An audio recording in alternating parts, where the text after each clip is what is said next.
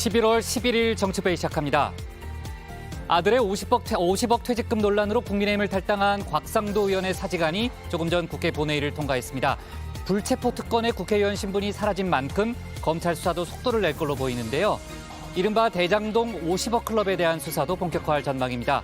오늘 사직안이 처리되면서 내년 대선과 함께 치러지는 국회의원 재보궐 지역은 5곳으로 늘었습니다. 어제 국민의힘 윤석열 후보가 5.18 민주묘지를 찾아 사과했죠. 5월 단체 등의 거센 반발에 분양도 못하고 돌아섰는데요. 오늘 여야의 반응도 크게 엇갈렸습니다.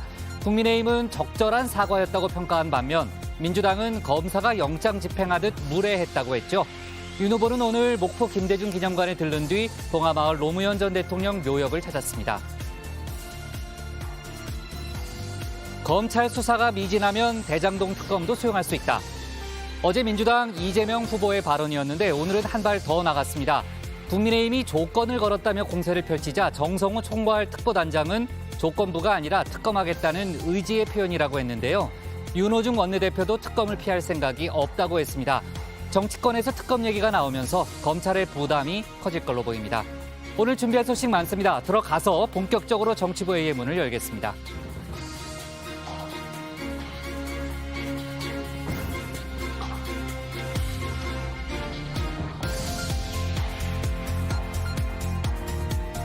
국가대표 정치뉴스쇼 정치부회의 시작하겠습니다. 오늘 회의는 신체커 박마커 류 실장 조멘토 백반장 그리고 정치부회의 애청자 정의원분들과 함께하겠습니다. 자, 속보 실시간 반영하면서 열어놓고 회의를 진행하겠습니다. 신체커 나가서 이제 발제 준비하면 되고요. 류 실장, 어제 이제 윤석열 후보가 5.18 민주묘지에 도착하는 모습 저희가 이제 속보로 생중계를 했잖아요. 조금 전에 저도 이제 헤드라인에서 얘기했습니다만 여야의 평가 정반대로 나오고 있고 반면 이제 광주 시민단체들의 뭐 전반적인 입장은 오만하고 일방적인 사과였다. 이런 분위기가 좀 이제 많아 보이고요. 참 오늘 특히 윤석열 후보의 방명록에 쓴 내용이 논란이 되고 있죠. 네, 그렇습니다. 지금 사진이 나가고 있는데요. 윤석열 후보가 어제 5.18 민주묘역에서 방명록에 5월 정신을 반드시 세우겠다라고 적었죠. 이 꼭 틀림없이라는 뜻의 반드시를 잘못 쓴 거 아니냐 이런 얘기가 나왔는데 윤석열 후보는 호남 지역에서 흔히 쓰던 말이라면서 이 반듯하게 똑바로라는 뜻으로 쓴 거라고 해명을 했습니다. 그런데 이 해명이 또 논란을 키웠는데요. 5월 정신을 개선해야 한다라는 의미로 해석될 수 있기 때문입니다. 이재명 민주당 후보는 5월 정신이 삐뚤어졌냐면서 표기 실수이기를 바란다고 말을 했습니다. 네. 자, 윤석열 후보 측에서도 반박이 이어지고 있는데 이따 상황실에서 조금 더 자세하게 얘기를 해보고요. 신혜원의 뉴스픽 5부터 오늘의 정치부회의 출발하겠습니다.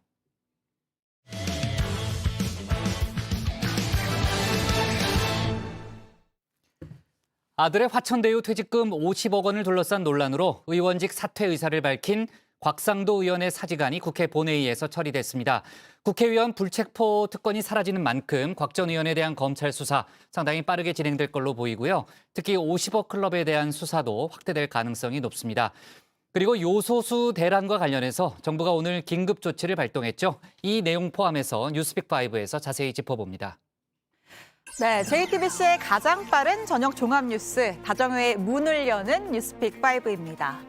자, 오늘 준비한 픽은요. 곽상도 사직안 처리, 긴급 조치 1111, 그리고 마오덩시, 위중증 마지노선과 N번방 34년, 박사방 15년입니다. 자, 먼저 국회로 가보겠습니다. 오후 2시에 열린 본회의에서 이른바 50억 퇴직금 논란이인 무소속 곽상도 의원의 사직안이 가결됐습니다. 어떤 말씀을 드려도 불신이 거두어지지 않아서 국회의원으로 더 활동하기 어려워 의원직을 사퇴하고자 합니다. 이재명 후보가 직접 수익 구조를 설계했다고 하는 대장동 개발 사업의 몸통이 누구이고 7천억 원이 누구에게 귀속되었는지도 곧 밝혀질 것입니다. 네, 곽 의원은 아들의 50억 퇴직금 논란이 송구하다라면서도 그 돈이 현직 국회의원인 본인과 연관된 특혜, 그러니까 뇌물은 아니라고 주장했었습니다. 국회의원의 사직안은 재정위원회 과반이 출석하고 그 인원의 과반이 찬성을 하면 가결되는데요. 재정위원 252명 가운데 찬성 194표, 반대 41표, 기권 17표로 최종 가결됐습니다. 과거 친정인 국민의힘에서도 곽의원 사퇴에 찬성하는 표가 일부 나온 것으로 보입니다. 곽상도 의원의 어떤 형사적인 책임이나 이런 것이 있다면은 저희가 그것을 동지적 관계였다는 이유만으로 무조건 저희가 옹호하지만 않을 것이다. 그렇기 때문에 뭐 박 의원님의 해명이나 이런 것들이 실제적으로 어떻게 하냐에 따라 달라질 수는 있겠지만은 저희가 그런 어떤 과거의 동지적 관계 때문에 집단적인 선택을 하진 않을 겁니다. 민주당은 검찰을 겨냥했습니다. 아직 단 한 번도 곽 의원을 소환하지 않았다면서 검찰 선배에 대한 과도한 배려냐, 당장 오늘이라도 불러드려야 한다고 했습니다. 곽상도 의원 사직서가 국회에서 처리가 되는 즉시 검찰은 곽상도 의원을 구속 수사해야 된다고 생각을 합니다. 곽상도 위선을 밝히는 것이 이번 검찰 수사의 핵심이고 본질이라고 생각합니다. 구속된 화천대유 대주주 김만배 씨의 영장에는 곽 의원에 대한 뇌물 혐의가 빠져 있습니다.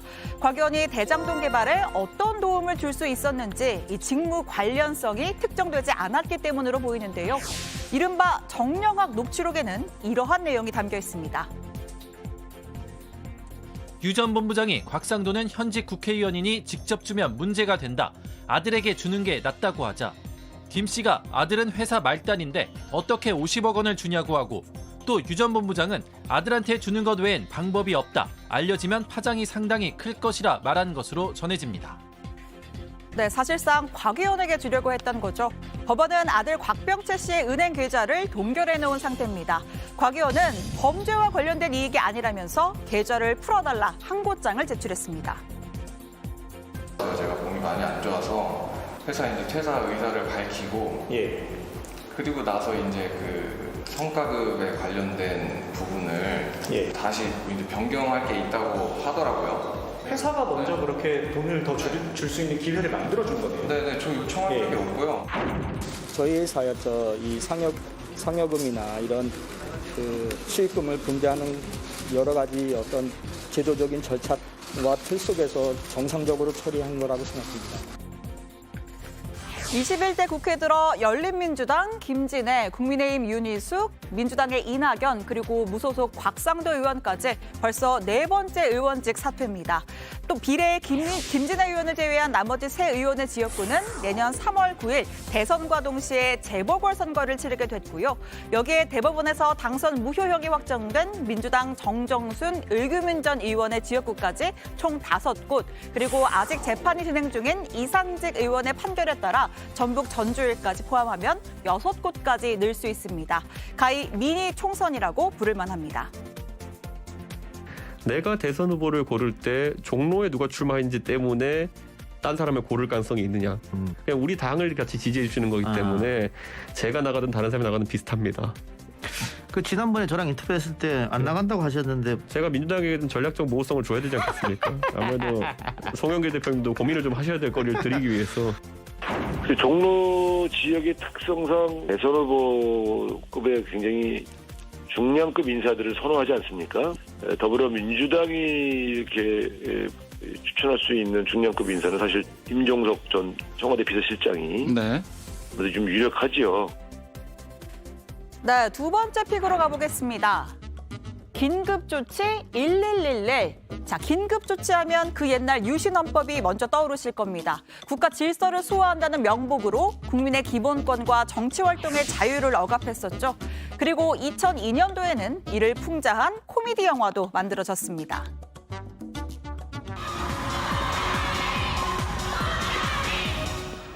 긴급조치 19 위반으로 당신을 체포합니다. 공연 도중에 이렇게 함부로 무대에 올라오시면 안 되죠. 체포해! 네, 이 핑클부터 신화 그리고 싸이까지 톱스타가 총출동했습니다.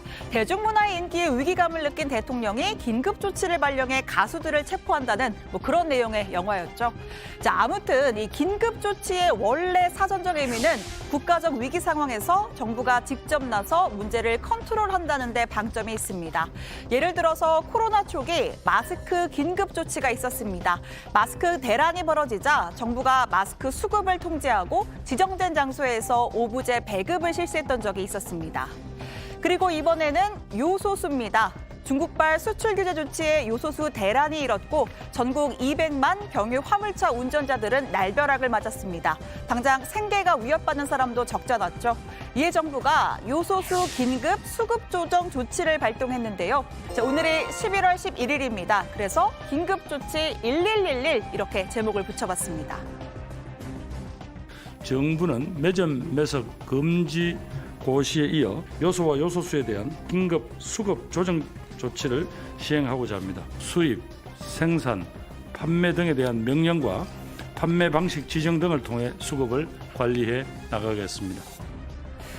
일단 요소수의 판매처는 주유소로 한정하기로 했습니다. 요소수의 사재기 현상을 예방하기 위한 조치고요. 또 차량 한 대당 구매할 수 있는 양도 제한했습니다. 승용차는 최대 10리터까지, 그의 화물 승합차나 건설기계, 농기계 등은 최대 30리터까지 구매할 수 있습니다. 구매한 요소수를 제3자에게 재판매하는 것 금지됩니다. 요소수를 생산, 수입, 판매하는 기업은 당일 생산량, 수입량, 출고량, 재고량, 판매량 등의 정보를 역시 매일 다음 날 정오까지 신고해야 합니다. 긴급 수급 조정 조치를 위반한 행위에 대해서는 3년 이하의 징역 또는 1억 원 이하의 벌금이 부과될 예정입니다. 호주로 급파된 군 수송기 요소수 2만 7천 리터를 싣고 돌아왔습니다. 또 우리 군이 비축하고 있던 요소수 200여 톤은 전국 5개 항만 인근 주유소에 보급했는데요. 대형 화물차들이 꼬리에 꼬리를 물고 줄을 길게 세웠습니다.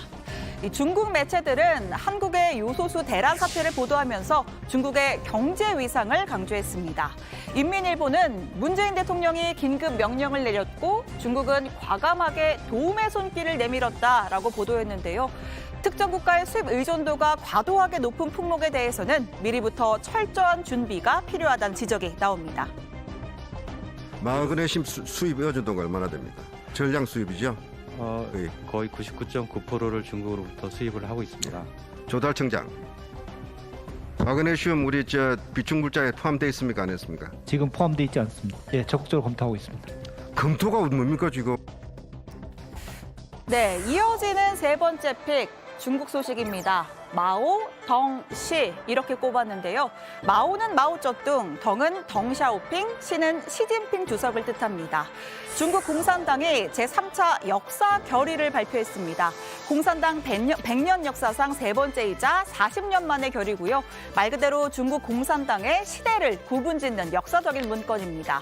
자, 이 시 주석을 마오쩌둥과 덩샤오핑 시대에 이은 제3대 영도자의 반열에 올리는 내용이 담겨 있습니다. 시 주석의 장기 집권을 위한 명분 쌓기라는 분석입니다. 也绝不允许任何外来势力欺负谁妄想这样干，碰得头破血流。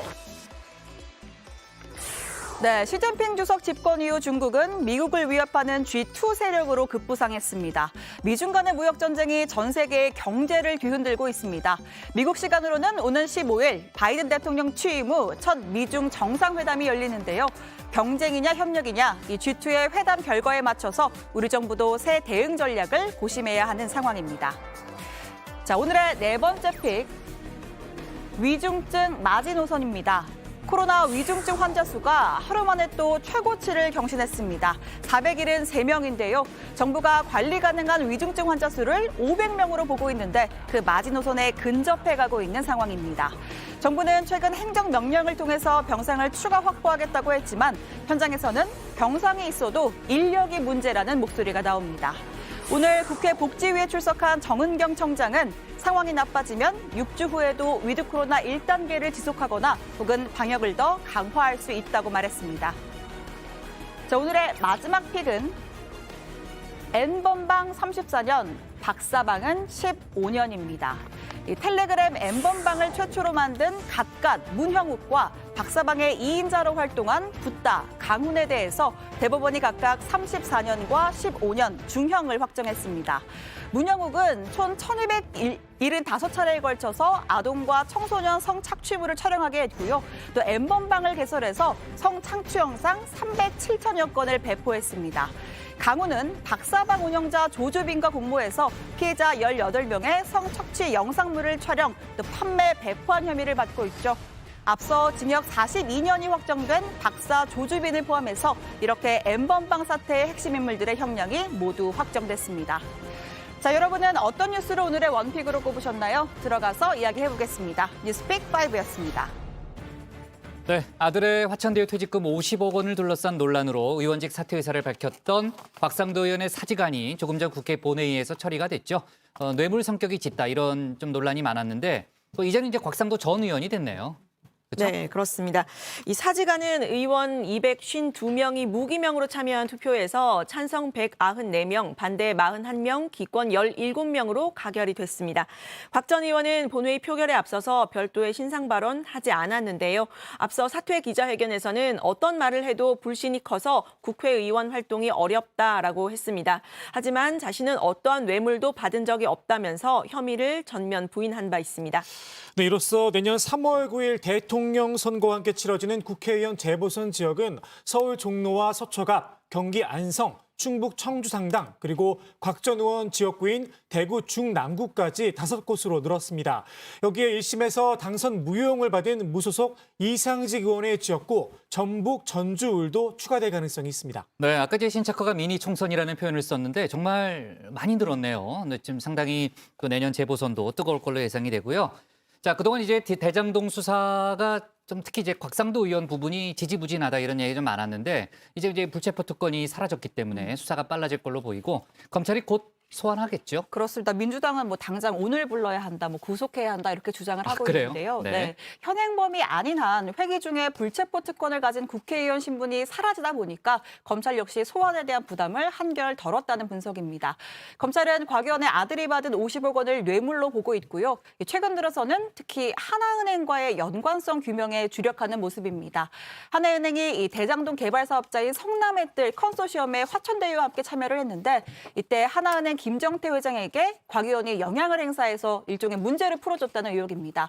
이에 따라서 뇌물 대신 알선 수재 혐의를 적용하는 방안도 검토 중인 것으로 알려졌습니다. 네, 그래서 이제 검찰이 하나은행 실무자를 이제 몇 번 불러서 조사를 했고, 이제 뭐 그 법리적인 문제긴 하지만 뭐 뇌물이든 알선 수재든 일단 대가성이 있다고 지금 보고 있는 거 아니겠습니까? 다만 이제 곽상도 전 의원과 김만배 씨, 그러니까 화천대유 대주주 김만배 씨 또 김정태 회장 측은 서로 잘 모르는 사이다 이렇게 의혹을 부인하고 있죠. 네, 이 김정태 회장 같은 경우에는 이 대장동 사업권은 지주사회 회장이 관여할 여지가 전혀 없는 실무자선의 사안이다. 뭐 이런 주장을 하고 있습니다. 지금 핵심 인물인 김만배 씨의 구속 시한이 오는 22일까지인데요. 김 씨가 어제 오늘 개인 사정, 그러니까 건강상의 이유를 들어서 검찰 조사에 응하지 않으면서 좀 차질을 빚고 있다고 합니다. 네. 자, 조금 전 본회의에서 이제 곽상도 의원의 사직안은 통과가 됐고 그 본회의가 끝나면은 국회 윤리특위 전체 특위도 예정이 돼 있다는 거죠? 네, 맞습니다. 윤리특위 회의에서 그 무소속 윤미향, 박덕흠, 이상직 의원과 국민의힘 성일종 의원에 대한 징계안을 논의합니다. 윤미향 의원은 정 의원의 위안부 후원금을 유용한 혐의로, 박덕흠 의원은 가족회사가 피감기관의 특혜를 받은 의혹, 성일종 의원은 보유 주식에 대한 직무 관련성 심사를 제때 요청하지 않았다는 의혹이 제기가 됐고요. 1심 무효형이 선고된 이상직 의원은 이스타항공 주식 관련 의혹을 받고 있습니다. 국회법에 따르면 국회의원에 대한 징계는 경고, 공개회의에서 사과, 30일 이내 출석 정지, 제명 등이 있습니다. 윤리특위 내용이 나오면 저희가 이제 회의 중에 속보로 전하겠고요. 만약에 이제 정치회의 끝난 다음에 결론이 나오면 저희가 내일 다루도록 하겠습니다. 자, 요소수 대란 얘기를 좀 해볼게요. 정부가 오늘 긴급 수급 조정 조치를 발동했죠. 아까 이제 신채코도 이제 얘기를 했지만은 지난해 이제 마스크 대란에 이어서 두 번째인데 유통, 공급, 판매 과정을 전부 정부가 관리하겠다는 거죠, 류 실장? 네, 그렇습니다. 정부가 유통망 관리에 착수를 했습니다. 앞으로 요소와 요소수를 수입, 생산, 판매하는 기업은 일일 실적 관련 정보를 다음 날 정오까지 신고를 해야 합니다. 또 요소수 판매처는 주유소로 한정이 되고요. 승용차 한 대당 한 번에 최대 10리터까지만 살 수가 있습니다. 물량이 없기도 하지만 또 요소수 수출이 원칙적으로 금지가 되고요. 내년 6월까지 요소와 요소수의 관세율을 현행 6.5%인데 0%로 낮춰서 신속한 공급을 추진한다고 합니다. 네, 그나저나 이제 중국의 요소수 수출 제한, 중국과 호주의 갈등이 또 상당히 중요한 요인이고 지금 미, 중 두 나라가 공급망을 쥐고 이제 세계 경제를 막 뒤흔드는 그런 상황이잖아요. 아까 이제 미중 정상회담이 현지 시간 15일 날 열린다 그런 거죠? 네, 우리 네. 시간으로는 다음 주 화요일입니다. 화요일 16일에 열리는 거고요. 신체커가 맨날 이제 해외 취재 보내달라고 이렇게 난리인데 화상회담이더라고요. 제가 보니까요. 네. 중국에서 화상을. 네, 다행입니다. 네, 자 오늘 신체커가 고른 원픽은 뭡니까? 네, 오늘 원픽 이렇게 잡겠습니다. 50억 곽상도 사직안 가결, 검찰 소환 초읽기입니다.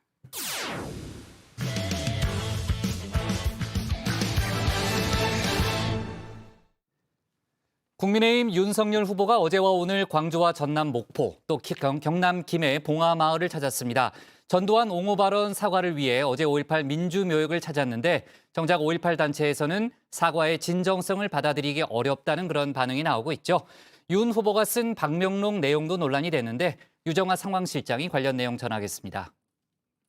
전두환 대통령이 군사 쿠데타와 그 5.18만 빼면 잘못한 부분이 이제 그런 부분이 있지만 그야말로 정치는 잘했다고 얘기하는 거죠. 오지 마라 윤석열! 돌아가라 윤석열!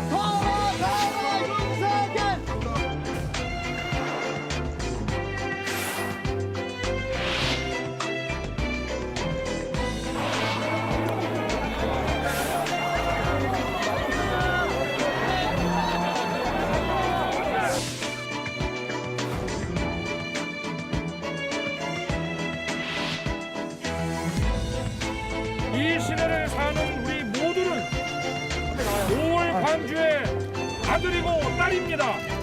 제가 대통령이 되면 슬프고 쓰라린 역사를 넘어 꿈과 희망이 넘치는 역동적인 광주와 호남을 만들겠습니다.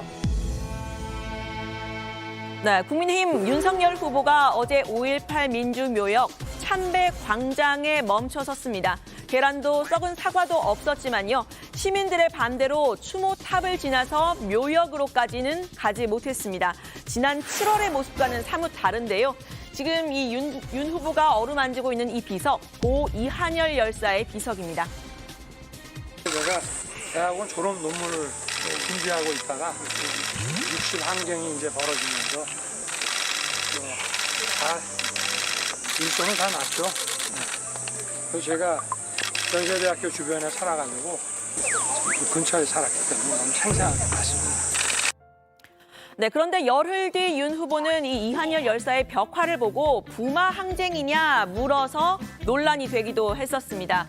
어제 윤 후보의 광주 방문이요. 불과 석 달 전 이 비석을 어루만지는 모습보다는 오히려 2년 전 국민의힘의 전신이죠. 자유한국당 대표의 광주 방문 모습을 떠올리게 했습니다. 자기들의 입맛에 맞지 않아서 치려고 하는 거예요. 그래서 우리가 이 정권 독재 정권으로 가고 있다 말하는 것입니다.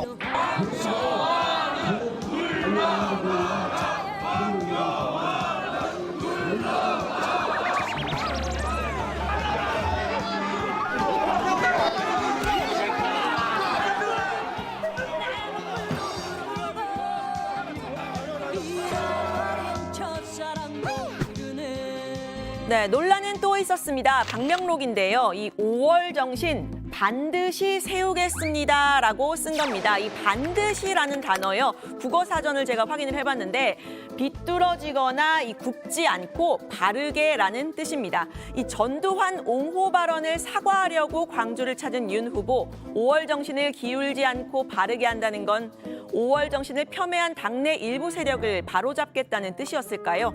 여권에서는 이 반드시 꼭이라는 이 반드시의 옥이 아니냐 이런 분석이 나왔습니다. 한글도 모르냐 이런 비판도 나왔는데요. 만약에 이 반드이 반듯하게 하다라는 뜻이라면 더 문제라는 얘기도 나왔습니다. 반드시 세우겠습니다 하시는데 민주화 인권의 5월 정신은 잘 서 있거든요. 근데 뭘 반듯하게 세우시겠다는 말씀이신지 모르겠는데 네, 그런데 윤 후보 이 반드시 아니고요. 반드시라는 뜻이 맞다 이렇게 설명을 했습니다. 다만 이 5월 정신은 국민 통합이라고 본다면서 이 비뚤어졌다는 게 아니고요. 일종의 호남 사투리다 설명을 했는데요. 들어보시죠. 반드시가 아니고 똑바로 이런 뜻입니다. 우리 호남 출신 동료들이 잘 쓰는 말이에요. 후보님 보시기에 5월 정신이 지금 조금 삐뚤어져 있다라고 보시는 건지. 글쎄 어디가 비뚤어져 있습니까? 5월의 정신은 자유민주주의 정신이기 때문에 저는 5월의 정신을 국민 통합의 정신으로 봐야 한다고 늘 생각하고 있습니다. 네, 하지만 논란은 계속되고 있는데요. 이 국민 통합을 강조한 윤 후보, 이 반드시라는 단어의 해석 앞으로 어떻게 행보를 보이느냐에 달렸겠죠.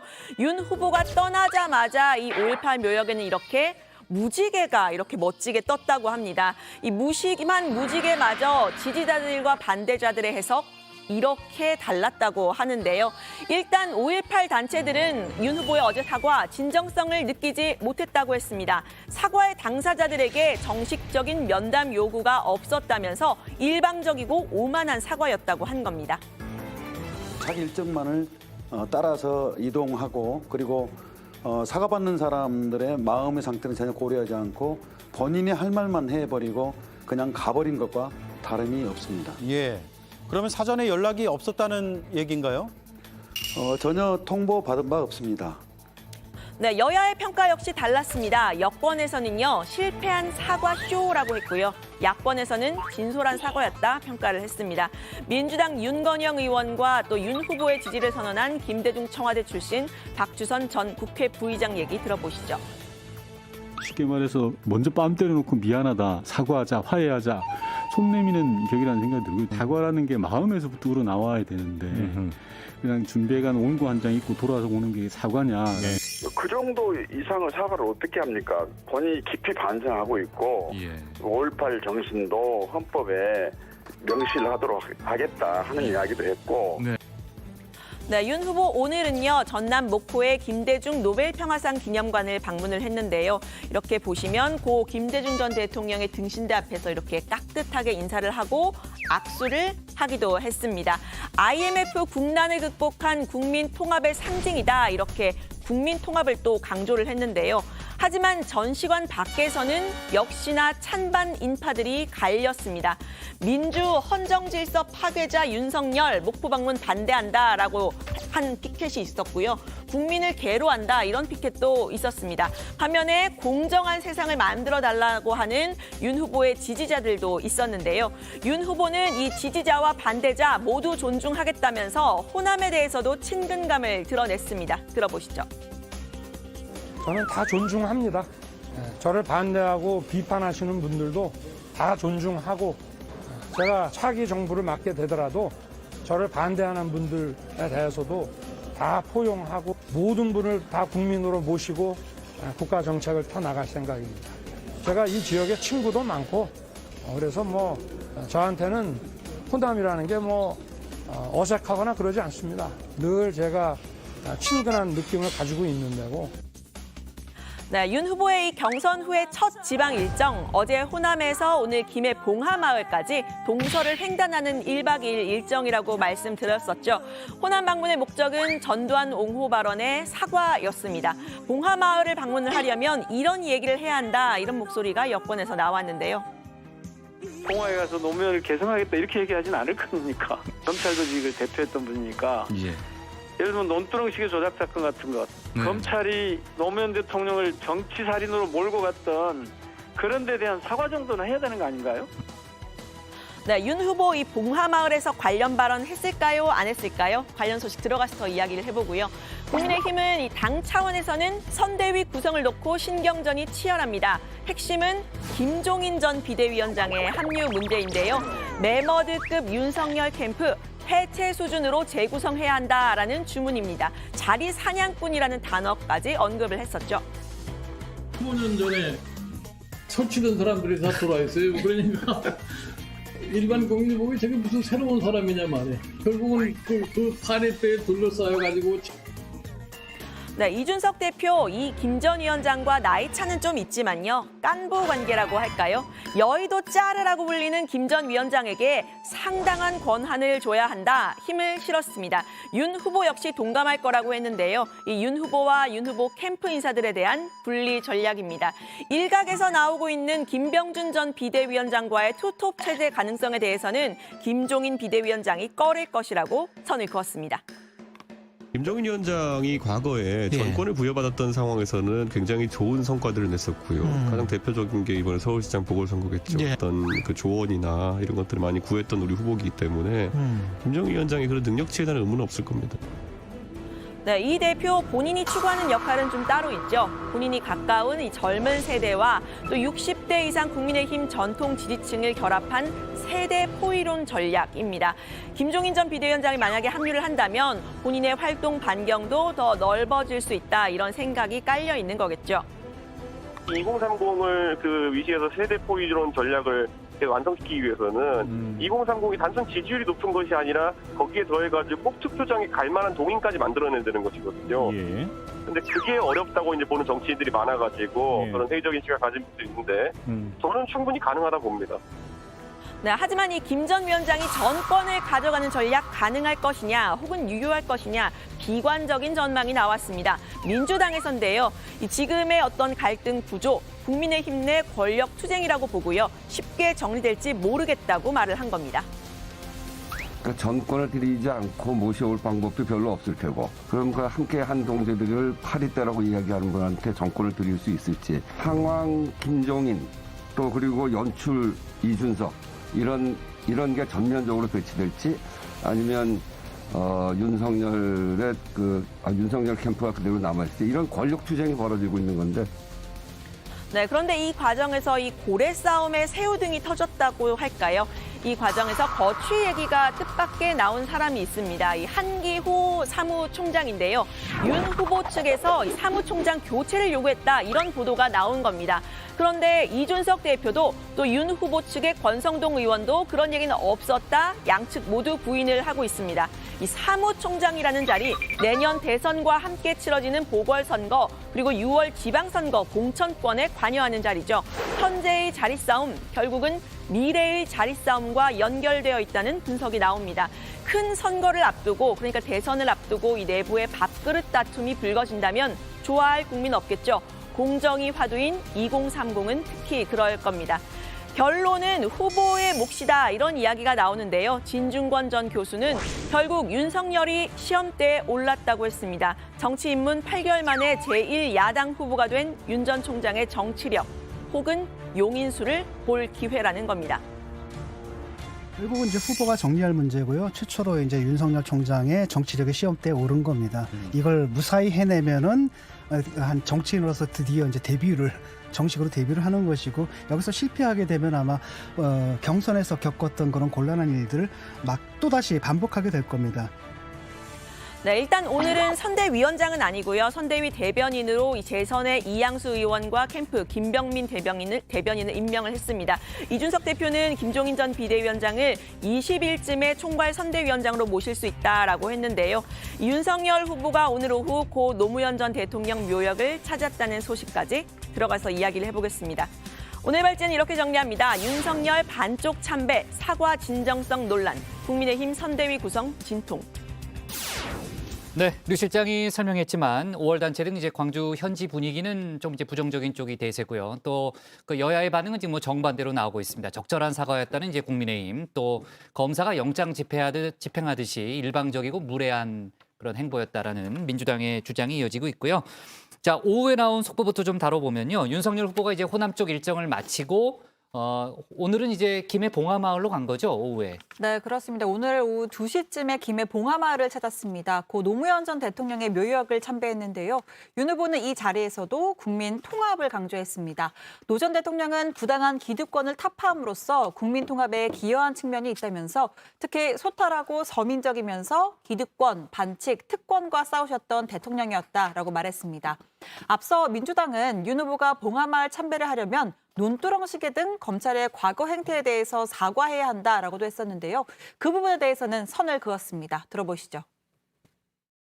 저는 더 이상 검찰을 대표하는 사람이 아니고 노무현 대통령의 그 서민적인 또 국민의 사랑을 많이 받으신 이런 부분에 대해서 진영을 떠나서 그분의 그 재직 중에 여러 가지 일들에 대해서 평가를 어떻게 하든지와 관계없이 국민의 대통령으로서 우리 노무현 대통령을 추모하기 위해서 온 것입니다. 네, 그런데 오늘 윤 후보는 권양숙 여사는 만나지 못했습니다. 윤 후보 측에서는 요청을 했는데 권 여사 측에서 일정을 이유로 들었다고 하는데요.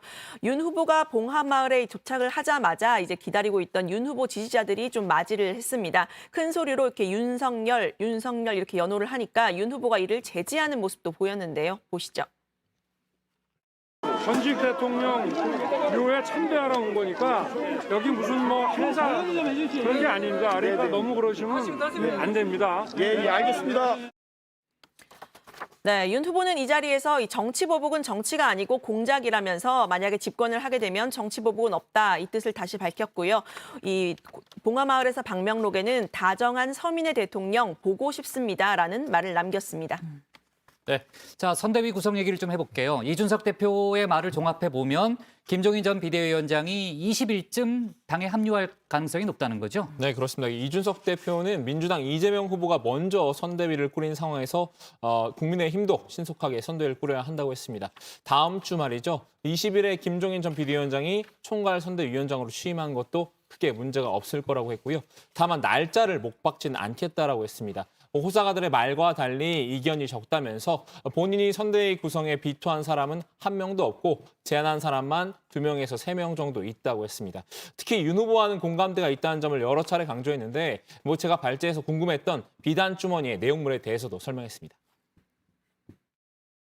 제가 이제 소위 비단 주머니라고 하는 것이 무엇이냐라고 하는 그런 의문들이 많았는데요. 그건 이제 근데 언론 사진 촬영용으로 안에 신문지 들은 거고요. 젊은 세대에 다가설 수 있는 선거 운동 방법이라든지 아니면 저희가 뭐 굉장히 해야 될 것들을 잘 정리해서 후보들에게 전달했는데 이미 그래서 후보는 굉장히 그런 것들을 긍정적으로 받아들이고. 네. 김종인 전 비대위원장이 15일, 그러니까 다음 주 월요일에 본인의 이제 정치 여정을 담은 책을 내잖아요. 그러니까 출판 기념회 그 책 제목이 비상대책위원장 김종인인가 아마 그럴 텐데요. 거기서 또 이제 관련된 발언을 할 가능성이 있는데 저희가 다음 주 월요일에 관련된 얘기를 좀 짚어보도록 하고요. 자, 그리고 그 선대위원장으로 권영세 위원을 추천했다 이런 보도도 있었는데 여러 사람이 뭐 선대위원장으로 거론이 되고 있는 모양이네요. 네, 그렇습니다. 그런데 일단 그 이준석 대표는 부인을 했는데요. 선거 경험이 많기 때문에 누구든 추천하는 인사라면서도 본인이 직접 추천한 적은 없다 이렇게 선을 그었습니다. 윤 후보 측 권성동 의원도 제안받은 적이 없다 부인을 했는데요. 선대위원장직을 놓고 물밑에서 여러 가지 얘기가 오가는 듯합니다.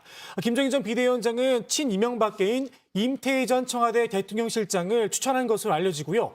역시 김 전 비대위원장이 언급했다고 하는 금태섭, 윤희숙 전 의원의 경우 선대위원장직 여부에 대해선 이견이 좀 있는 듯하지만 윤 후보 측 역시 반기는 분위기입니다. 권영세 의원의 경우 당 대외협력위원장으로서 윤 후보 영입에 공을 들였었죠.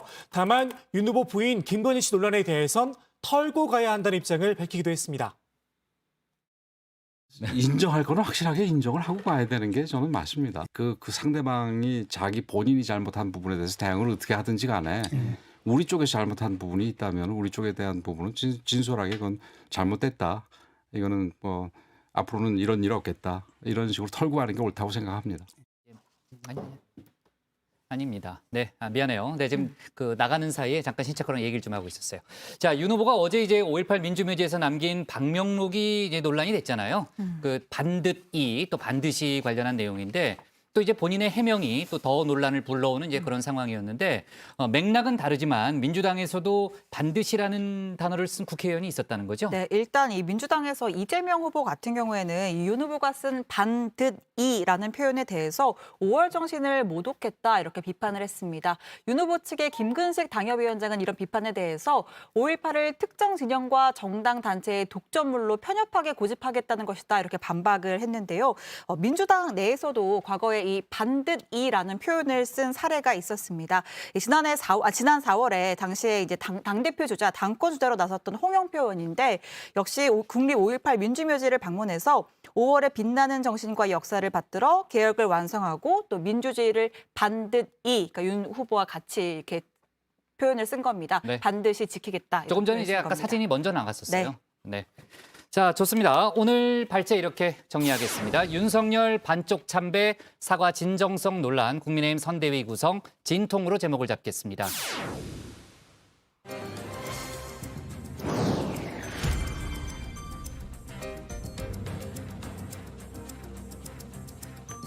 놓쳐선 안 될 뉴스들을 쉽고 빠르게 전해드리는 백다혜의 이 시각 다정회입니다. 지금 시각 5시 14분인데요. 이 시각 다정회 소식들 먼저 키워드로 살펴보겠습니다. 네, 오늘은 류정화 상황실장에게 물어볼 텐데요. 류 실장, 어떤 소식이 가장 궁금한가요? 예, 저는 요즘 좀 이제 위드 코로나 시대를 맞아서 네. 여행을 좀 준비를 할까 하고 있어서요. 네. 기름값 인하를 한번 꼽아보겠습니다. 근데 백반장 왜 오늘은 힌트를 안 주세요? 드렸는데 못 보신 것 같습니다. 다음은 더 정확하게 드리겠습니다. 네, 기름값 인하 소식부터 전해드리겠습니다. 내일부터 6개월 동안 유류세가 6개월 동안 20% 내려갑니다. 유류세 인하분이 소비자 가격에 그대로 반영된다면 리터당 휘발유는 164원, 경유는 116원, LPG 부탄은 40원씩 저렴해지는데요. 하지만 전국 주유소에 적용되기까지는 1, 2주 정도 걸릴 것으로 보입니다.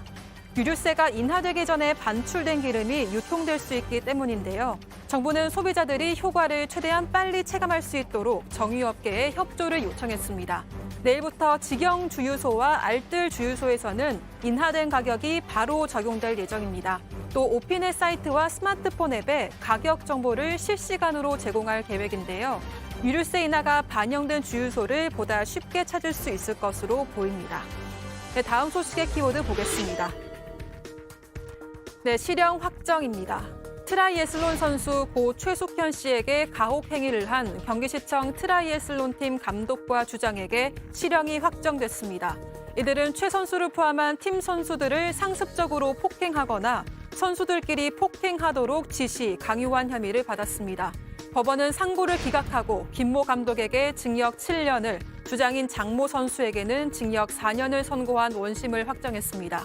고 최숙현 선수는 생애 마지막 4개월 동안 자신의 피해 사실을 협회와 정부에 알렸음에도 아무런 도움을 받지 못했습니다.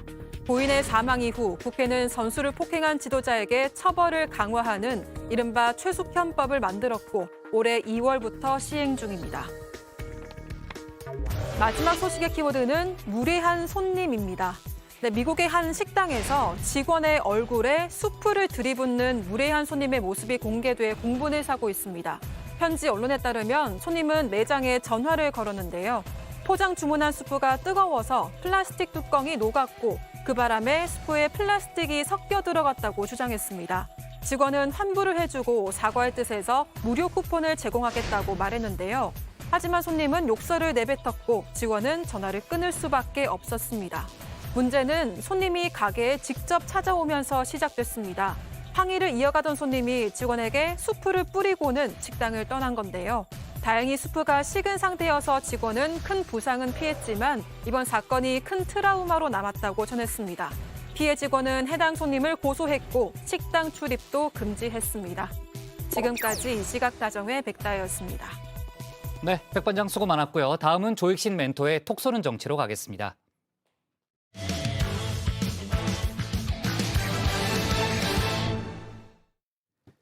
민주당 이재명 후보가 어제 대장동 특검을 수용할 수 있다는 뜻을 밝혔죠. 다만 검찰 수사를 지켜봐야 한다는 단서를 달아 해석이 분분했습니다. 야당에선 시간 끌기용 아니냐 이런 비판이 나왔는데 이 후보 측에선 특검에 대한 의지를 드러낸 거다. 다시 한번 입장을 밝혔죠. 여야 양당 대표의 입장 오늘 엇갈렸고 또 신경전도 펼쳤는데 조익신 멘토가 관련 내용 정리했습니다.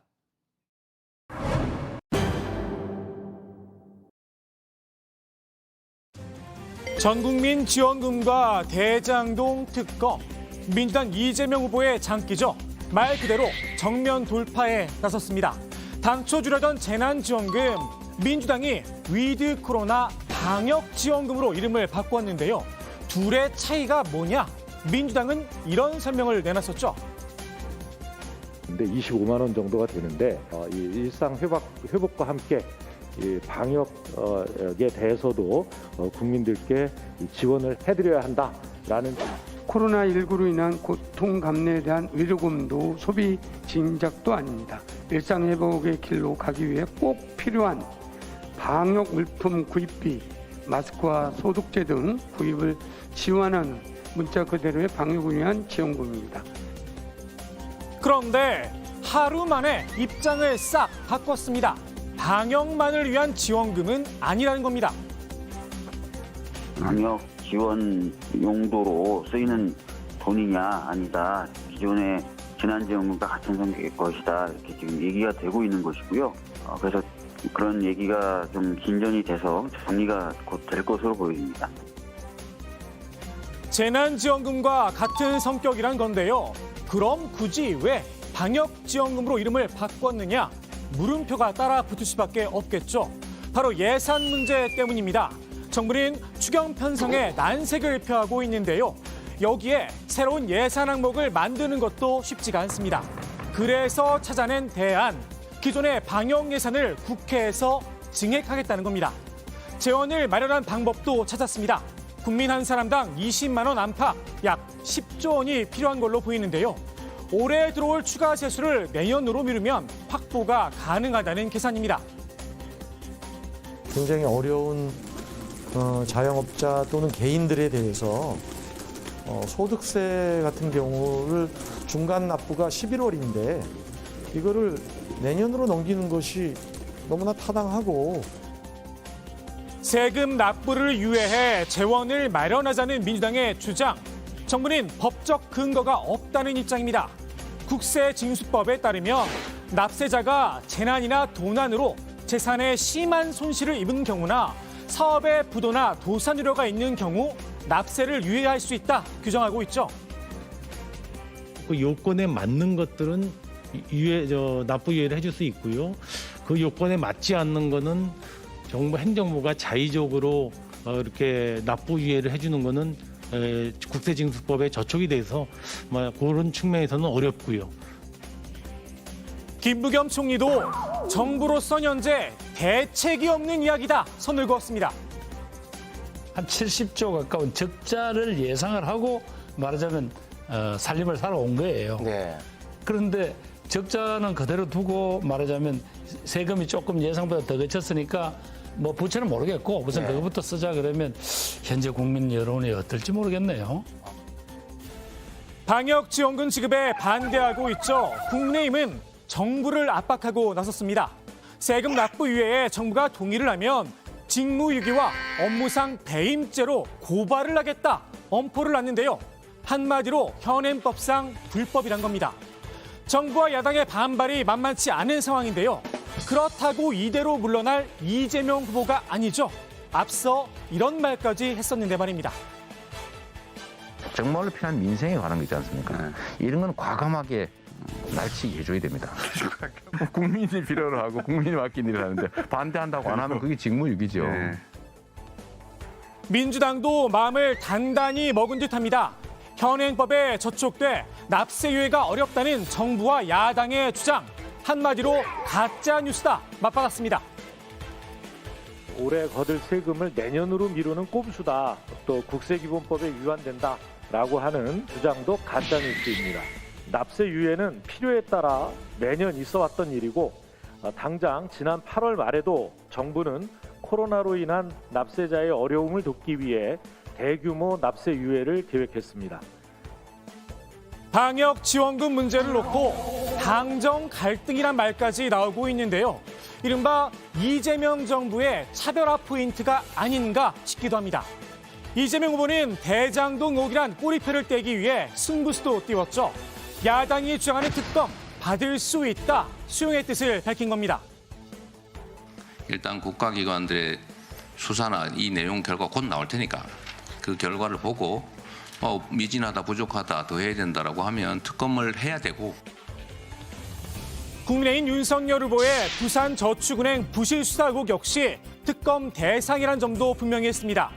야권에선 검찰 수사 결과를 지켜본 뒤라는 조건을 달았다며 시간 끌기용 아니냐 나를 세웠는데요. 이 후보 측은 조건보다는 수용의 방점이 찍혀있다. 다시 한번 강조를 했습니다. 검찰 수사가 곧 종료될 거라고 보고 있습니다. 네. 검찰 수사 끝나도 의혹이 해소되지 않았다고 저는 주장들 할 거기 때문에 저는 그렇다고 하면은 특검도 수용할 수 있지 않나 그런 의지를 갖다 후보가 표시한 것으로 좀 보고 있습니다. 검찰 수사 결과가 나오면 여든 야든 특검을 요구할 거다. 사실상 특검을 기정사실로 못 받기도 했는데요. 특검을 실시하려면 여야가 특검법을 합의해야겠죠. 국민의힘 지금 당장 만나자 제안을 했습니다. 특별검사의 실질적인 임명권도 여당이 가지면 안 됩니다. 야당이 갖거나 아니면 국민이 신뢰할 수 있는 그런 단체에 이관하는 것이 옳을 것입니다. 이재명 후보가 대장동 특검을 수용키로 한 이상 오늘 당장이라도 여야 원내대표가 특검법 처리를 위해 만날 것을 민주당에 제안합니다. 민주당은 아직 검찰 수사가 끝나지 않았다면서도 피할 생각은 없다. 그대로 맞받았습니다. 야당이 연락을 해오면 협상을 피할 생각 없습니다. 다만 야당도 대장동 사건에 대해서 윤석열 후보가 개입되어 있는 부분을 그렇게 자신할 수 있는지 모르겠습니다. 저희는 자신 있어서 이야기하는 겁니다.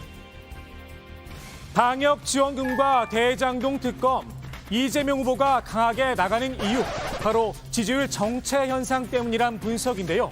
요즘 부쩍 중도 확장에도 신경을 쓰는 모습입니다. 특히 2대남을 향한 메시지를 연일 내놓고 있는데요. 앞서 문재인 정부의 페미니즘 정책을 비판한 온라인 글을 선대위에 공유하기도 했죠. 제가 이 글들 사실 제가 거의 동의해서는 아니고 저와는 많이 다른데 이런 주장을 하는 사람도 있고 이 주장에 상당히 동의하는 공감하는 사람들도 많으니 우리가 그 얘기들을 최소한 접근해서 외면할 것이 아니고 직면해야 된다. 우리가 다 한 번씩 한번 읽어보자. 이번엔 남성들이 역차별의 피해자가 되고 있다는 주장이 담긴 글을 소셜미디어에 올렸습니다. 2030 청년들의 목소리를 들어주는 정치인이 단 한 명도 없는 것 같다는 청년들의 절규를 전하고 싶었다. 이 후보가 직접 밝힌 글을 올린 이유인데요. 이른바 남성 역차별론, 타당할 측면이 있다고 생각하는 걸까요? 최근에는 거꾸로 남성이 또 역차별받는 그런 문제들도 있기 때문에 20년 전에 있었던 그런 어떤 똑같은 관점에서의 정책은 맞지 않다. 이 후보는 한국교회총연합회를 찾아서 차별금지법 처리에 대해 긴급한 사안은 아니라는 입장을 밝혔었죠. 개신교계의 표를 의식한 게 아니냐는 비판에 이런 해명을 내놓기도 했습니다. 예를 들면 교회에 갔다고 해서 그 얘기하고 딴 데 가서는 또 그 얘기하고 하는 건 아닙니다. 당연히 해야 될 입법이다. 그러나 우리가 일방통행 강행 처리 방식으로 이 갈등을 극화하는 방식보다는 시간이 좀 걸리더라도 충분한 논의와 타협을 통해서 사회적 합의에 이뤄야 된다. 사실 이 후보의 생각이 바뀐 건 아닙니다. 지난 대선에 도전했을 때도 원론적 찬성이란 입장을 밝혔었죠. 5년의 시간이 흘렀지만 아직도 논의가 부족하다고 부른 듯합니다. 사회적 합의 도대체 언제쯤 이뤄지게 될까요? 오늘의 톡쏘는 한마디, 정의당 장혜영 의원의 발언으로 마무리합니다. 우리 사회의 갈등의 원인이 되는 게 차별인가요? 차별금지법인가요? 당연히 차별이고요. 차별금지법이 시급하지 않다라고 얘기하는 건 나는 기득권이다 이렇게 고백하는 것과는 다를 바 없다고 생각합니다. 네, 정의당에서는 이제 차별금지법 관련해서 지금 이제 여야를 다 비판하고 있는데 아무튼 관련한 논란 저희가 좀 지켜보고요. 최근 낙상 사고를 당했죠. 민주당 이재명 후보의 부인 김혜경 씨가 다친 걸 놓고 온라인 일부에서 폭행을 당했다 이런 루머가 좀 떠돌았고요. 민주당이 이제 강하게 가짜 뉴스에 대해서 대응하겠다는 입장을 밝혔고 사고 당시 관계 영상 자료와 녹음 자료 또 119 이송 기록까지 다 공개하겠다고 했죠. 네, 그 이재명 후보의 배우자 실장을 맡고 있죠. 그 이해식 의원은 인터넷에 악의적인 허위 정보가 유포되고 있다면서 2012년 대선 당시 벌어진 이른바 시발단 사태를 넘어서는 조직적 음모로 판단하다고 밝혔습니다. 집에 들어와서 김혜경 씨를 싣고 나간 119 구급대 분들이 있고 신고한 기록이 있을 거라면서 그런 자료를 받아서 해명해 드리겠다고 밝혔습니다. 뇌 검사를 위한 CT 검사를 했는데 이 후보가 결과를 기다리는 동안 김 씨 옆에서 밤을 꼬박 새웠다면서 그 과정이 기록된 CCTV도 다 공개하겠다고 말했습니다. 네. 자, 앞서 민주당은 가짜뉴스에 강력하게 대응하겠다라는 그런 방침을 밝힌 데 이어서요. 이런 글들을 유포한 네티즌 2명을 먼저 검찰에 고발 조치했죠. 그렇습니다. 민주당은 어제 공직선거법상 허위사실공표 그리고 정보통신망법상 명예훼손 등의 혐의로 네티즌 2명을 서울중앙지검에 고발했습니다. 성명불상의 피고발인 A씨는 지난 9일에 한 커뮤니티 사이트에 CT를 찍어볼 정도면 주먹 이상의 가격이라는 내용의 글을 올렸고요. B씨는 인터넷 커뮤니티에 이재명 후보가 망치를 들고 있는 사진 등을 올려서 이 후보의 이미지를 악의적으로 왜곡하는 내용의 글을 올렸습니다. 마치 이 후보의 부인이 다친 게 이 후보의 폭행 때문이다 이런 의혹을 제기를 한 건데요. 국회 행정안전위원장을 맡고 있죠. 민주당 서영교 의원은 선거 국면마다 허위 정보를 생산하는 불법 선거운동에 대해 뿌리를 뽑을 것이며 경찰도 적극적으로 수사해야 한다고 촉구했습니다. 네. 자, 신체커 김혜경 씨는요. 언제쯤 대외 활동을 할 수 있다고 하나요? 일단 현재 이 김혜경 씨의 건강 상태는 괜찮다고 합니다. 다만 열상을 입었던 부위를 봉합했기 때문에 상처가 아무는 데는 시간이 좀 필요할 거라고 합니다. 이 김혜경 씨, 그러니까 배우자 실장을 맡고 있는 이해식 의원은 다음 주나 그 다음 주 정도에 활동할 수 있지 않을까 예상이 된다 이렇게 설명했습니다. 네. 자, 열린민주당 최강욱 대표가요. 국민의힘 윤석열 후보의 아내 김건희 씨 관련한 여러 가지 이제 또 의혹이 있잖아요. 특히 국회에서 최근에 허위 이력 논란이 거세게 일었는데 내로남불은 없다는 말을 지켜라. 그러니까 정치적 책임을 지라는 요구를 했다는 거죠. 네, 그렇습니다. 최강욱 대표는 김건희라는 분이 과거에 사회생활을 하면서 낸 이력서가 있는데 그게 하나씩 허위 경력인 걸로 공식적으로 확인되고 있다면서 수법과 방식이 아주 교묘하다 나를 세웠는데요. 윤석열 후보를 향해서 비록 공소시효는 지났지만 공직에 나서는 책임감으로 내로남불을 없다고 했던 말을 지키라 이렇게 지적을 했습니다. 사회적으로 중요한 위치에 공직을 맡으려고 하는 사람의 가족 문제이기 때문에 그냥 외면할 수 없었고 고발이 들어왔기 때문에 수사했다. 이게 윤석열 씨의 입장 아니었습니까? 본인의 아내에 대해서는 그런 생각을 왜 안 하는지 모르겠어요. 네. 최근에 열린민주당이 독자 대선 후보를 낸 뒤에 민주당 이재명 후보와의 단일화를 시도할 수 있다. 이런 얘기가 좀 나왔는데 최강욱 대표가 관련한 입장을 내놓은 게 있죠. 네, 최강욱 대표는 상상이나 예측에서 나온 얘기인 것 같다고 선을 그었는데요. 큰 당의 후보들이 다 정해졌기 때문에 당연히 우리 당원들께서도 관심이 많다면서 저희도 계속 당원분들의 생각을 듣고 있다고 말했습니다. 후보를 낼지 말지도 지도부가 일방적으로 정해서 통보하는 이런 당이 아니라면서 과정과 절차를 거쳐야 한다 강조했습니다. 네. 자, 제3지대 후보들 그 소식도 좀 알아볼 텐데요. 국민의당 안철수 후보는 오늘 카이스트를 방문했죠. 문재인 정부의 탈원전 정책을 원시시대 사고방식이다 이렇게 비판했다면서요. 네, 안철수 대표는 탈원전 정책은 자동차 사고 때문에 사람이 죽으니 자동차를 없애자는 것과 같다고 꼬집었는데요. 기술 개발 통해서 위험도를 낮추는 게 현대사회인데 지금 정부 정책은 원전에 대한 공포 때문에 탈원전을 하자고 한다면서 이는 원시시대 사고방식이라고 지적했습니다. 신재생에너지 정책에 대해서도 비판적인 입장을 내놨는데요. 우리나라는 땅도 작고 황무지라고 할 수 있는 땅도 많이 없어서 효율성도 떨어진다면서 태양광 발전을 한다는 것은 과학적 사실에 기반하지 않은 미신적인 생각에서 나온 판단이라고 지적했습니다. 네.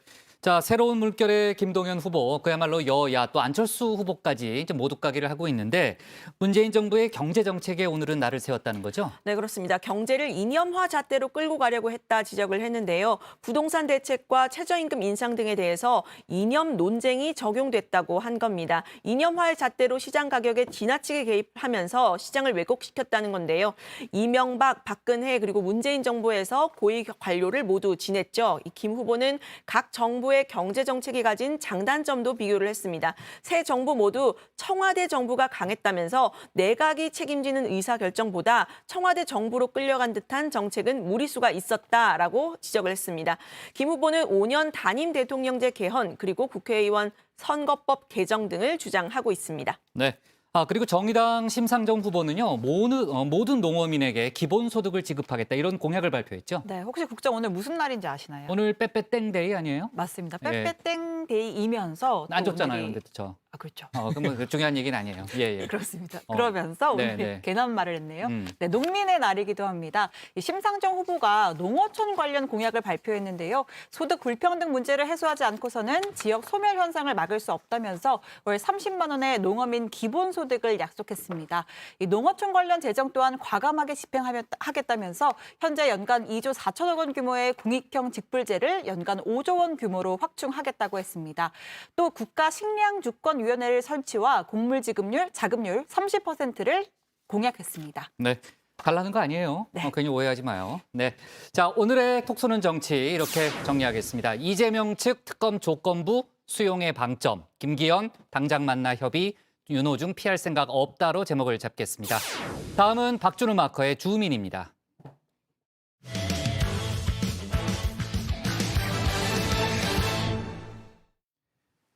이번 대선판에서 가장 많은 주목을 받는 유권자들이 있죠. 바로 2030 세대인데요. 다른 연령층에 비해 부동층이 많은 데다가 또 지지 후보를 바꿀 가능성도 큰 집단인 만큼 정치권이 예의주시하고 있습니다. 관련 내용을 주민에서 자세하게 짚어보겠습니다. 미국 시사 주간지 타임은 내년 올해의 인물을 선정하곤 하지요. 에볼라 바이러스와 싸우는 의료진들처럼 복수의 인물이나 아예 당신이라며 불특정 다수를 지목하기도 합니다. 그래서 저도 오늘은 불특정 다수를 오늘의 인물로 선정하기로 했습니다. 주민이 선정한 오늘의 인물, 바로 MZ세대입니다. 네, 지난 8월에 한번 선정했던 오늘의 인물이죠. MZ세대인데요. 오늘은 MZ세대 2탄을 준비해봤습니다. 여야 경선 시즌에도 그랬지만 본선의 막이 열린 지금도 정치권 최대 화두는 단연 MZ세대인데요. 이들이 내년 대선의 결과를 좌우할 캐스팅 보트로 떠올랐기 때문입니다. 전체 유권자 대비 약 3분의 1을 차지하는데요. 저나 신체커 백반장은 MZ세대이기 때문에 어떤 성향인지 잘 알지만요. 세대가 갈리는 우리 조멘토와 유 실장을 위해 설명을 드리겠습니다. MZ세대는 실속을 상당히 중요시합니다. 소비 성향으로 보자면 특정 브랜드에 대한 충성도가 낮은 편입니다. 이것저것 다 따져보고 때에 따라 각기 다른 브랜드를 선택하는데요. 온라인 마켓을 이용한다고 해도 신규 가입자를 위한 무상 서비스만 누리고 정작 그 이후엔 사이트를 이용하지 않는 영악한 면도 있습니다. 체리 피커라고 해야 할까요? 이런 성향이 투표할 때도 그대로 반영이 됩니다. 이념이나 지역 또는 정당에 크게 얽매이지 않습니다. 현안에 따라서 케바케로 투표를 하는데요. 어느 당이니까 무조건 찍는다. 이런 충성도는 기대하기 어렵습니다. 좀 들어보니까 얘기가 그래요. 윤석열 후보도 못 찍겠다. 이재명 후보도 못 찍겠다. 둘 다 못 찍겠는데 근데 정권 교체는 해야 될 것 같다. 저도 비슷합니다. 예를 들면 둘 다 호감이 지금 잘 안 가는 상태다. 근데 그래도 윤석열 후보가 된 것, 그러니까 홍준표 후보가 아니라 윤석열 후보가 된 건 이재명 후보에게 유리한 것 아니냐. 이렇게 스윙보터의 성향이 강하다 보니 여야 어느 후보에게도 확실히 마음을 주지 않고 있는데요. 최근 여론조사를 살펴보면 2030 세대의 마음은 국민의힘 윤석열 후보에게 조금 더 기울어 있긴 합니다. 20대의 지지율부터 살펴보면요. 민주당 이재명 후보는 22.2%, 그리고 국민의힘 윤석열 후보는 38.2%입니다. 30대도 이 후보가 31%, 윤 후보가 40.6%로 윤 후보에 좀 더 많은 지지를 보내고 있는데요. 다만 여기서 주목해야 할 건 2030 세대는 무당층과 부동층도 많다는 점입니다. 전 연령대의 평균 부동층은 8.3%인데 20대와 30대는 각각 18.7% 그리고 10.6%에 달했습니다. 그만큼 아직 마음을 정하지 못한 이들이 많다는 의미인데요. 설사 지금은 마음을 정했다고 하더라도 당이나 사람에 대한 충성도가 낮은 편이라 추후에 얼마든지 선택을 바꿀 가능성도 있습니다. 사람에 충성하지 않기 때문에 여야 모두 MZ세대의 표심잡기에 힘을 쏟고 있는 분위기인데요. 이 후보나 윤 후보나 둘 다 소통 강화에 방점을 찍고 있습니다. 이 후보는 최근 1일 1청년 행보를 선보이고 있죠.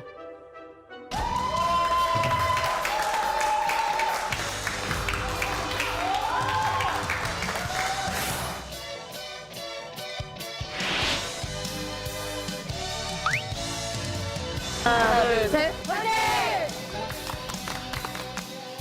내일부터 본격 민생 행보에 들어가는 이 후보의 주요 타깃 역시 청년입니다.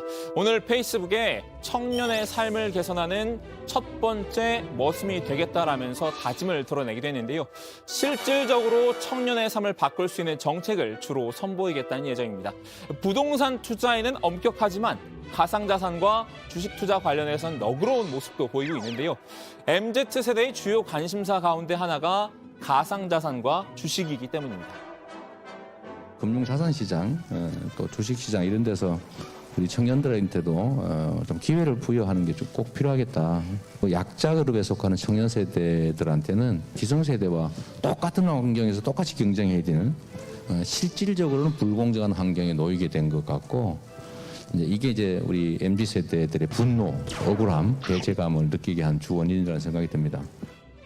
정부는 내년부터 가상자산 소득에 대해서도 세금을 부과하겠다는 방침이죠. 하지만 이 후보는 2023년까지 과세를 1년 유예하겠다고 공약했습니다. 윤석열 후보도 이 후보 못지않게 청년층 구애에 집중하고 있습니다. 후보로 확정된 다음 날 윤 후보가 가장 먼저 찾아간 사람은 당의 청년 표심 선봉장인 이준석 대표였죠. 당에 큰 지지를 보내주셨던 2030 세대가 앞으로 더 많은 지지를 보낼 수 있도록 후보와 제가 공통적으로 같이 노력하겠습니다. 특히 윤 후보는 쩍벌남, 투머치 토커 등의 이미지로 그게 취약점으로 꼽혀왔는데 자칫 청년층에게 그 꼰대라는 느낌을 줄 수 있기 때문입니다. 역시 이 청년 세대의 문제를 어떻게 인식하고 어떤 대책을 세우냐 하는 것은 청년이 아닌 사람이 이걸 이해하기가 참 어렵습니다. 또 기성세대가 청년 세대의 자식을 두고 있다고 해서 부모 자식 간의 대화가 많은 것도 아니고 자기 자식이 도대체 뭐를 고민하고 도대체 뭐를 하고 싶은데 어떤 애로사항이 있는지 그걸 종합적으로 제도적으로 이해하기가 참 어렵습니다. 그래서 여러분들께서 이제 사회에 발을 내디디면서 하지만 지금부터는 다리는 오므리고 청년들 마음은 열겠다는 계획입니다. 2021 대한민국 청년의 날 기념식에 참석한 윤 후보 한껏 자세를 나섰습니다. 미안하다, 늘 함께 하겠다면서 청년 표심에 호소했는데요.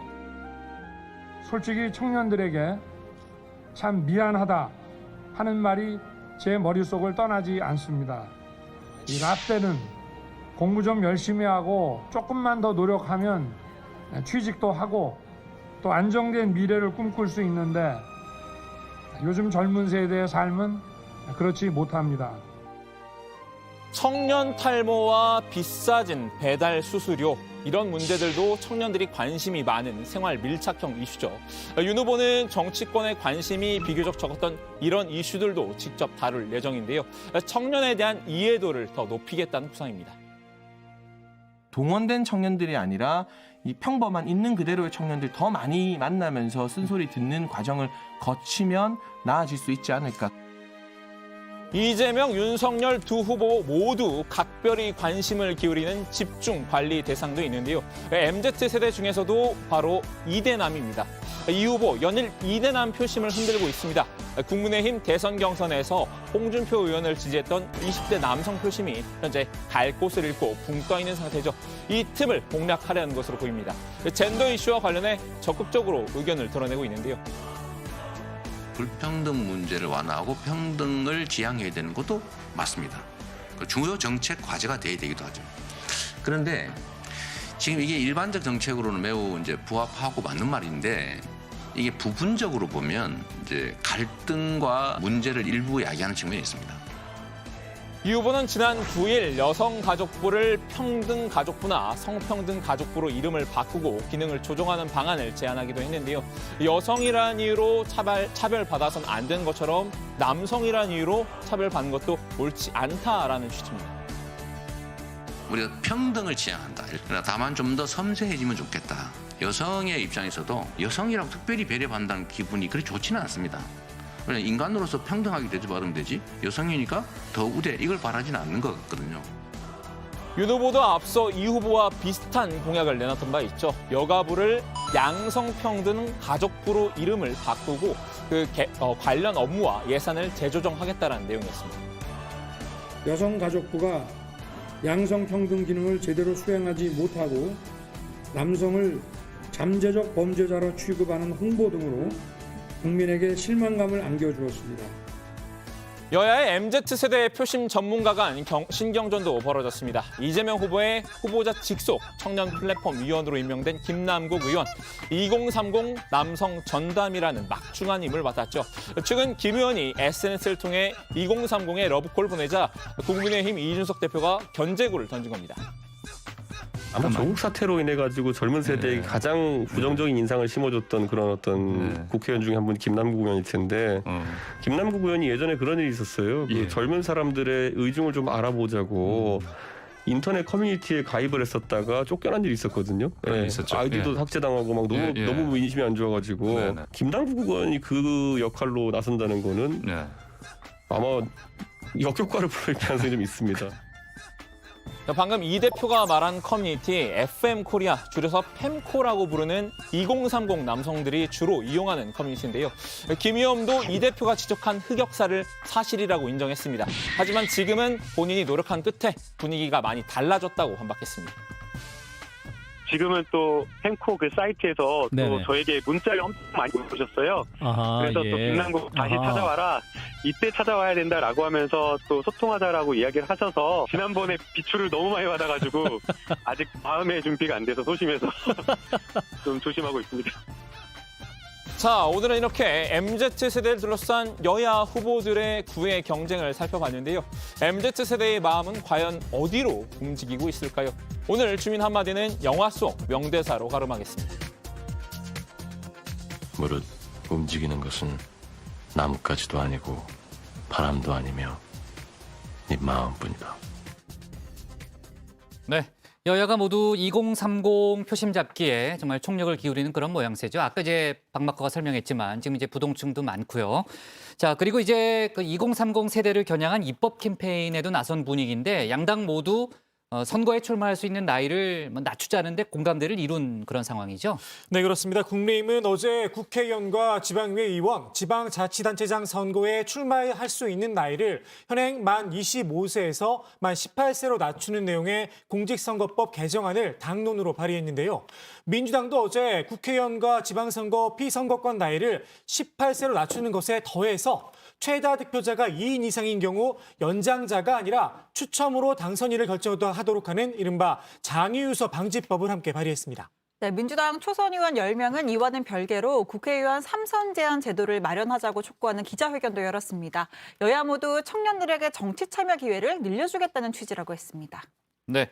자, 제3지대 후보들 역시 이제 MZ세대, MZ라고 박마컨 얘기하죠. 세대를 겨냥한 지금 여러 가지 활동을 하고 있는데 제3지대 후보들 얘기는 저희가 내일 좀 더 자세히 해보는 걸로 하고요.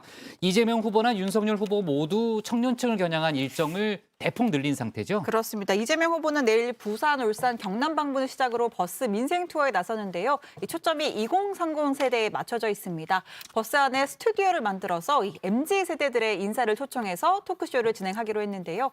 이 후보는 최근 출시된 경찰을 활용해서 젊은 세대와 차박을 함께하면서 소통하는 명심 캠핑도 준비 중이라고 합니다. 네, 윤 후보는 2030 세대가 모인 현장을 찾아 소통을 늘려갈 계획입니다. 예고 없이 청년들이 찾는 공간을 방문해서 이들의 고민과 쓴소리를 듣고 자기 생각도 전하겠다라는 계획인데요. 윤 후보 측은 공약과 메시지도 중요하지만 청년들이 느끼는 불안과 답답함을 이해하고 공감한 게 우선이라면서 문재인 정부가 하듯이 사전에 기획하거나 연출된 행사는 지양할 것이라고 전했습니다. 또 경선 때 주목받지 못했던 청년 공약을 적극 알리기로 했는데요. 입시 비리 암행어사제, 노조의 고용세습 차단, 성범죄 양형 기준 강화, 학점 비례 등록 금지 등입니다. 네. 자, 문재인 대통령이 이제 윤석열 후보와 만남을 가질 것이냐, 뭐 여러 가지 이제 얘기가 있었는데 일단 축하난을 보내는 것으로 일단 정리는 됐잖아요. 근데 이제 윤석열 후보가 받지는 못했습니다. 여러 가지 뭐 그 상황은 저희가 설명을 했고요. 그 15일에, 그러니까 다음 주 월요일에 후보 선출을 축하한다는 뜻을 담은 난을 문재인 대통령이 윤석열 후보에게 보낸다는 거죠? 네, 그렇습니다. 박경미 청와대 대변인이 밝힌 내용인데요. 앞서 이 수석은 지난 8일에 윤 후보를 예방을 해서 문 대통령의 축하난을 전달할 것이라고 밝혔었는데 이 수석은 이철희 수석 얘기하는 거죠? 예, 그렇습니다. 네네. 이철희 수석이 이제 전달을 할 건데 윤 후보 측이 그날 이제 당 최고위원회와 의원총회 인사 그리고 헌정회 방문 등에 이어서 캠프 해단식까지 일정이 빡빡하다면서 양해를 구하고 일정을 연기한 것으로 알려집니다. 이 수석은 같은 날 이 안철수 국민의당 대선 후보 또 김동연 전 경제부총리 그리고 16일 심상정 정의당 대선 후보를 각각 예방을 해서 차례로 축하난을 전달할 계획이라고 합니다. 네, 야당 후보들한테 다 축하난을 전하는 거군요. 자, 문재인 대통령의 최측근으로 꼽히는 윤건영 민주당 의원이 지금 이제 유 실장이 설명했던 축하난 일정 변경과 관련해서 윤석열 후보를 비판했다는 거죠, 조멘토. 네, 그렇습니다. 민주당 윤건영 의원은 오늘 라디오 인터뷰에서 윤 후보 측이 일정 변경을 이유로 문 대통령의 축하난을 받지 않은 것과 관련해 입장을 밝혔는데요. 광주와 봉화는 가면서 대통령 축하난은 이런저런 일정 핑계로 안 받고 있다며 좀스럽다 이렇게 비판을 했습니다. 네. 자, 이제 21일 국민과의 대화를 이제 문재인 대통령이 이제 2년 만에 연다는 얘기를 어제 저희가 했는데 야당에서는 대선 앞두고 뭔가 좀 지원하는 거 아니냐 이런 주장도 내놨잖아요. 지금 저희가 얘기했던 윤건영 의원이 모 눈에는 뭐밖에 안 보인다라면서 대통령의 일상적이고 정상적인 업무 수행이다 이렇게 또 반박하기도 했습니다. 자, 오늘 주민 제목 이렇게 정리하겠습니다. 캐스팅부터 떠오른 MZ세대 여야 청년 표심 잡기 총력전으로 제목을 잡겠습니다. 네, 오늘 정치부에는 여기까지 하겠습니다. 저희는 내일 오후 4시 반에 다시 찾아뵙겠습니다. 수고하셨습니다. 네, 저 다음 주라고 얘기할 뻔했어요. 금요일인 줄 알고. 네.